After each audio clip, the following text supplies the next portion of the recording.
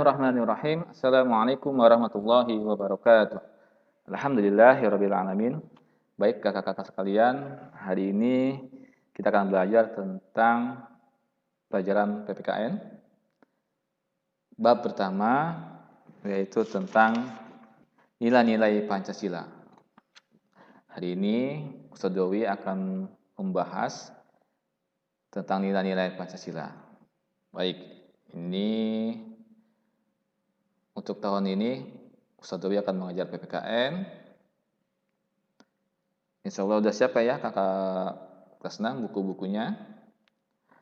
Baik, ada dua bahas dan hari ini. Yang pertama tentang sila kedua Pancasila. Nah, ini sila kedua Pancasila yang berbunyi kemanusiaan yang adil dan beradab. Apa lambangnya? Ya, lambangnya adalah mata rantai yang saling berkait atau rantai. Maknanya adalah bahwa manusia itu membutuhkan satu sama lain atau disebut dengan makhluk sosial. Tidak bisa hidup sendiri, tidak bisa hidup individualis, harus dan pasti membutuhkan bantuan orang lain. Ya, seperti rantai. Rantai kalau cuma satu mata tidak akan menjadi kuat, tidak akan bersatu. Tapi ketika dikaitkan, disambungkan, maka akan menjadi satu kesatuan yang saling menguatkan. Kita lihat apa saja pengamalan dalam sila kedua ini. Baik, yang pertama adalah menghormati dan menghargai orang lain. Ya, ada orang tua yang harus kita hormati, kita hargai jerih payah mereka, ya, atas jasa-jasanya. Ada anak kecil juga yang bisa jadi lebih bagus untuk kita hargai. Atau seperti kita dalam kehidupan sehari-hari, rapat, bermusyawarah, menghargai pendapat orang lain juga adalah bagian dari pengamalan sila kedua. Berikutnya adalah membantu teman atau saudara yang membutuhkan pertolongan.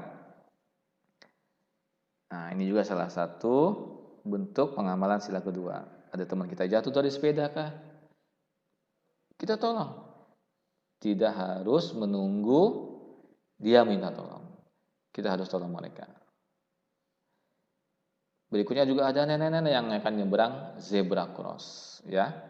Menyeberang, butuh bantuan karena mungkin takut atau bagaimana, kita tolong mereka sampai ke tempat tujuan supaya selamat, tidak terjadi apa-apa. Atau contoh yang lainnya adalah kita membantu petugas kebersihan, ya, petugas kebersihan, walaupun itu tugasnya, tetapi tidak ada salahnya kita membantu mereka, meringankan tugas dan beban bekerja mereka. Baik. Berikutnya untuk pengamalan sila kedua adalah saling menyayangi. Saling menyayangi kamu dengan temannya. Saling menyayangi kamu dengan orang tua, dengan adiknya, dengan kakaknya di rumah. Ya. Kenapa harus saling menyayangi?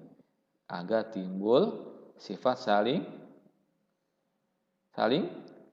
menghormati, menghargai. Kalau sudah menyayangi, insya Allah akan terjalin hubungan yang harmonis antara kamu, teman, maupun keluarganya. Yang ketiga adalah peduli terhadap,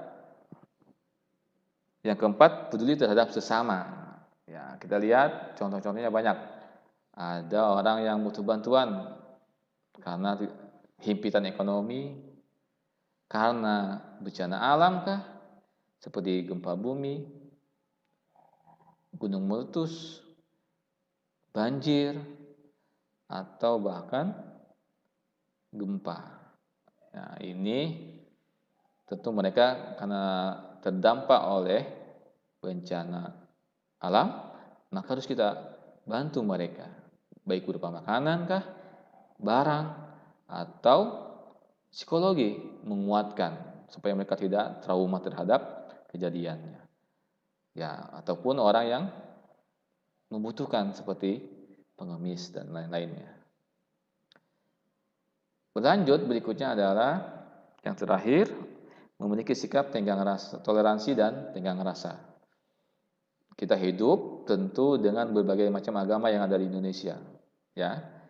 Ada agama Islam, Kristen, Hindu, Buddha, Konghucu, kepercayaan, dan lain-lainnya. Nah, mungkin ada teman kamu, ya, tetangga kamu yang samping kiri, samping kanan rumah, yang tentu berbeda agama. Harus saling toleransi. Silakan beribadah, silakan meyakini agama mereka, tapi tidak saling menjadi musuh, tidak saling membenci, tidak saling memaksakan kehendak agamanya masing-masing. Silakan bertoleransi, silakan bermain, mempunyai teman, tapi tetap dalam hal yang tadi, masalah keyakinan tidak boleh dicampur adukan. Berikutnya, kita akan bahas tentang pengamalan sila kelima. Sila kelima ada beberapa poinnya. Yang pertama adalah tidak melakukan perbuatan yang merugikan orang lain, ya. Tidak melakukan perbuatan merugikan orang lain. Contohnya apa, Kak? Contohnya orang yang membuang sampah. Orang yang membuang sampah pada tempatnya adalah orang yang bijak. Tapi sebaliknya, orang yang buang sampah sembarangan akan merugikan orang lain, kan akan mengakibatkan banjir dan seterusnya. Yang kedua adalah menjaga keseimbangan antara hak dan kewajiban. Nah, kalian sebagai seorang pelajar tentu punya kewajiban. Laksanakan dulu kewajibannya, baru nanti kamu boleh meminta haknya. Apa hak seorang pelajar? Bisa kamu membeli mainan, bisa kamu bermain, bisa kamu minta piknik ke luar negeri, silakan. Ya, itu hak kamu kalau sudah kewajibannya dilaksanakan. Berikutnya adalah senang memberi pertolongan kepada orang lain. Sama tadi, ya. Tanpa harus dipaksa, tanpa harus disuruh, memberikan pertolongan adalah hal yang baik, hal yang tentu dianjurkan oleh agama. Semua agama di Indonesia menganjurkan.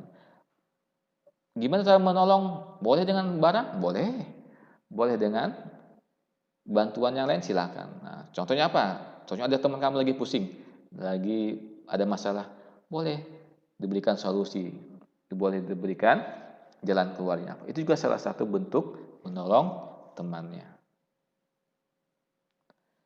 Berikutnya adalah menjunjung tinggi semangat kekeluargaan dan gotong royong. Ya, sapu lidi kalau cuma satu biji tidak akan menjadi sapu, tidak akan membersihkan sampah kotoran yang ada. Tetapi ketika sapu lidinya dikumpulkan menjadi banyak, maka dia akan menjadi satu kesatuan yang utuh dan bisa membersihkan sampah yang ada. Begitu juga sama manusia. Semangat kekeluargaan, gotong royong, ya, membersihkan lingkungan. Kalau cuma sendiri tidak akan bersih, maka butuh bantuan orang lain. Bekerja sama, semangat gotong royong itu diperlukan. Ya, makanya tadi di awal sebutkan makhluk sosial, makhluk yang membutuhkan bantuan orang lain. Kalau bekerja atau gotong royong cuma sendiri, bukan gotong royong namanya, itu namanya bekerja sendiri. Ya, di pengamalan sila kelima itu seperti itu. Nah, begitu juga sama menjaga ketertiban lingkungan dengan cara siskamling, sistem keamanan lingkungan.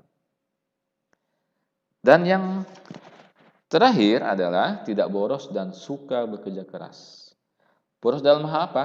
Boros dalam hal waktu, tenaga, pikiran, uangkah, barang, atau yang lainnya. Tuh lihat, ada orang yang mendorong waktu segitu besarnya. Supaya apa? Bekerja keras. Bekerja keras, ciri khas orang Indonesia. Ya, kerja keras. Apa lawan kerja keras? Malas-malasan. Orang Indonesia tidak mengenal kata malas. Tuh, lihat. Kerja keras akan mengalahkan orang berbakat ketika orang berbakat tidak bekerja keras. Baik, Ya, sekian untuk pembelajaran hari ini. Mudah-mudahan bisa difahami dan mudah-mudahan insya Allah kita bisa mengamalkan dalam kehidupan sehari-hari. Baik, kalau cukupkan sampai di sini. Sampai berjumpa di edisi yang lainnya. Ya, demikian. Assalamualaikum warahmatullahi wabarakatuh.